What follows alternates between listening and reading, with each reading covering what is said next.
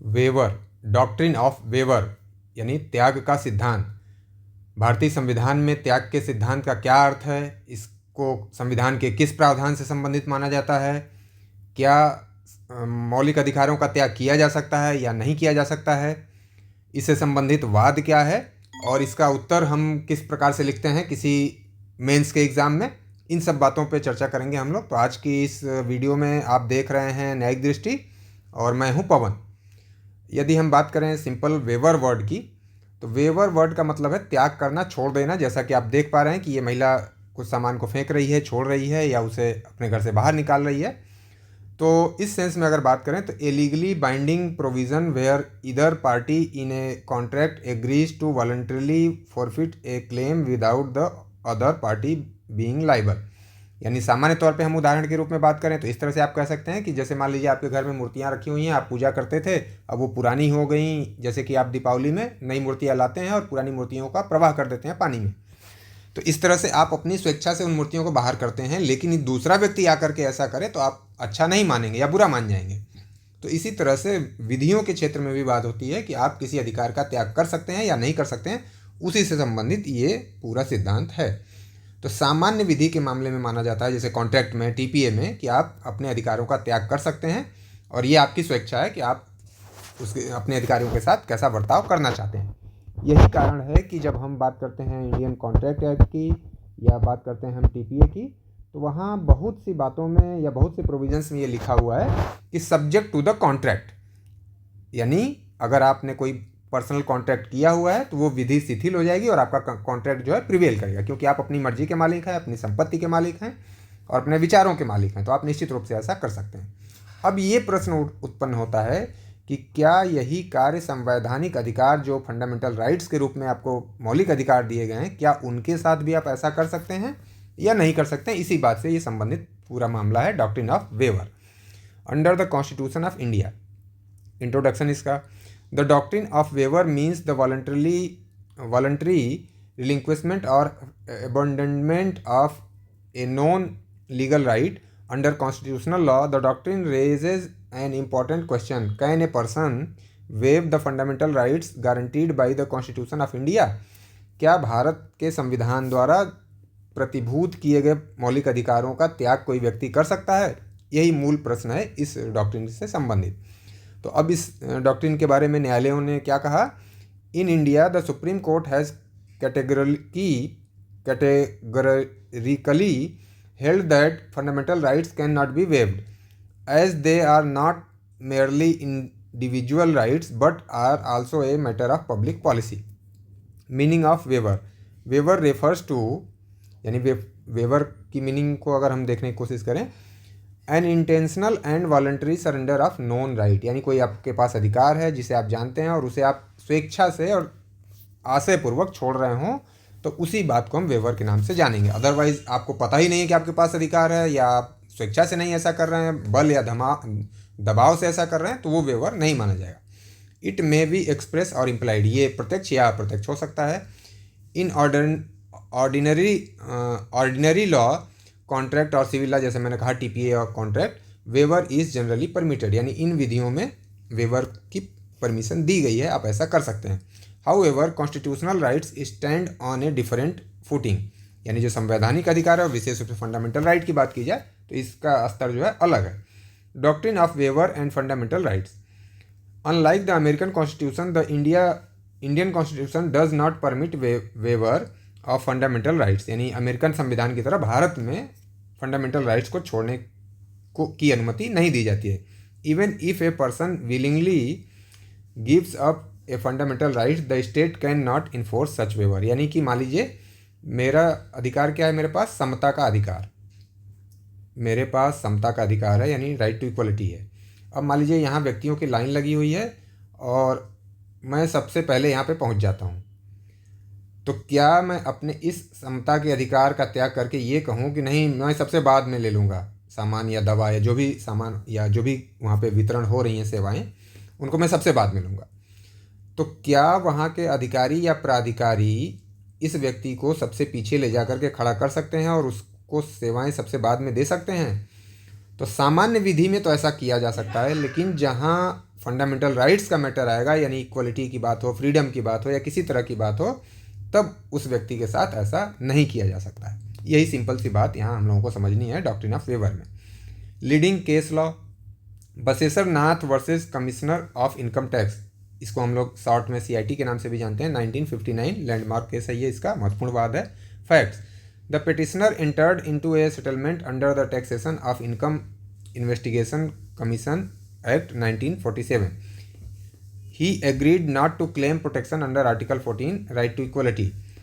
Later, he challenged the validity of the acts as a violative of Article 14. यानी इस व्यक्ति का कोई टैक्स का मामला था और इस व्यक्ति ने वहाँ के प्राधिकारियों से ये सेटलमेंट कर लिया कि ठीक है, बाकी के साथ जो मान लीजिए बाकी के लिए 10% अगर कोई चार्ज है, तो इस व्यक्ति ने कहा आप 15% ले रहे हैं तो मैं एग्री कर रहा हूँ, 15% चार्ज दे के मेरा जो सेटलमेंट है कर दिया जाए टैक्स का, और फिर मैं बाकी से 10% लिया जाएगा, तो इस बात को चैलेंज नहीं करूँगा कि मेरे साथ इक्वलिटी नहीं की गई। और बाद में लेकिन फिर इसने चैलेंज कर दिया। तो यही मैटर था सुप्रीम कोर्ट के सामने कि क्या कोई व्यक्ति जिसने स्वेच्छा से अपने अधिकारों का त्याग किया है राइट टू इक्वलिटी का, क्या वो ऐसा कर सकता था, या जो प्राधिकारी हैं या राज्य है वो उस व्यक्ति के साथ इनइक्वलिटी कर सकता था इस वेवर के आधार पे। तो whether a citizen can waive his fundamental rights under article 14 judgment, the supreme court held that fundamental rights can not be waived, यानी फंडामेंटल राइट्स को छोड़ा नहीं जा सकता, उसका त्याग नहीं किया जा सकता।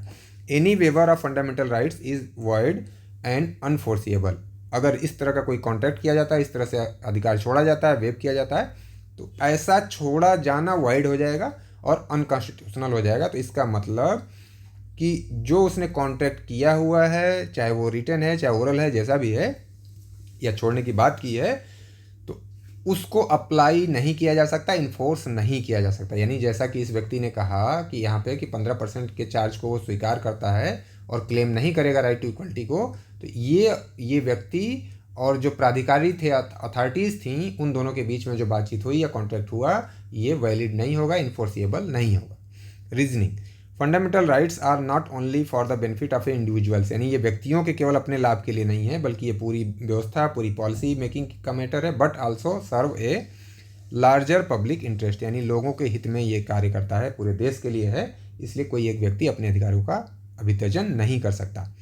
Allowing waiver would defeat the constitutional mandate and encourage state arbitrariness, यानी तब हर मामले में राज्य कहेगा कि फला व्यक्ति ने अपना अधिकार छोड़ दिया, यानी प्राधिकारी जो है बार्गेन करेंगे हर व्यक्ति से, और इस तरह की चीज़ें समाज में आ जाएंगी और पूरी व्यवस्था जो है वो छिन्न भिन्न हो जाएगी।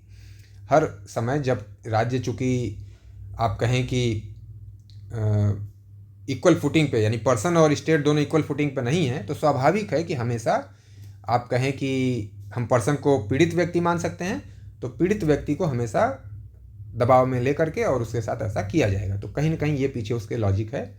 The doctrine of waiver is inapplicable to fundamental rights in India. Scope of doctrine after Basheshar Nath case, यानी अब क्या हो सकता है इसमें, तो वेवर ऑफ फंडामेंटल राइट्स नहीं अलाउ है, waiver of statutory rights allowed है, वेवर ऑफ कॉन्स्टिट्यूशनल रेमेडीज़ ये भी नहीं अलाउड है, क्योंकि ये भी अपने आप में एक फंडामेंटल राइट्स है। वेवर बाय कंडक्ट, आचरण द्वारा वेवर की जो बात है वो भी वैलिड नहीं होगा। और यहाँ हम लोगों को ये समझना है कि हम लोग बात कर रहे हैं आर्टिकल 32 या 226 की, तो यहाँ पे भी अलाउड नहीं है। Waiver and article 14 right to equality, article 14 ensures equality before law which is a public right, even if a person consents to discriminate the state can not act unconstitutionally, जैसा मैंने ऊपर आपको बताया कि अगर वो व्यक्ति अनुमति भी देता है तो राज्य उसके साथ ऐसा नहीं कर सकता। Therefore consent does not validate unconstitutional action, इसका मतलब कि सम्मति से भी अनकॉन्स्टिट्यूशनल एक्शन को वैलिड ठहराया नहीं जा सकता। Waiver of non fundamental rights, statutory rights and legal rights not part of part 3 can be waived, यानी जो सामान्य विधियाँ हैं वहाँ पे अपने अधिकार को छोड़ा जा सकता है। द वेवर इज़ वॉलंटरी, ये स्वेच्छा से होना चाहिए। It does not violate public policy, it does not affect the right of other, यानी दूसरे के अधिकार को ये प्रभावित न कर रहा हो, तब ऐसे अधिकार को छोड़ा जा सकता है। अब आप दूसरे से संबंधित अधिकार का त्याग आप नहीं कर सकते, ये कहने की कोशिश की जा रही है।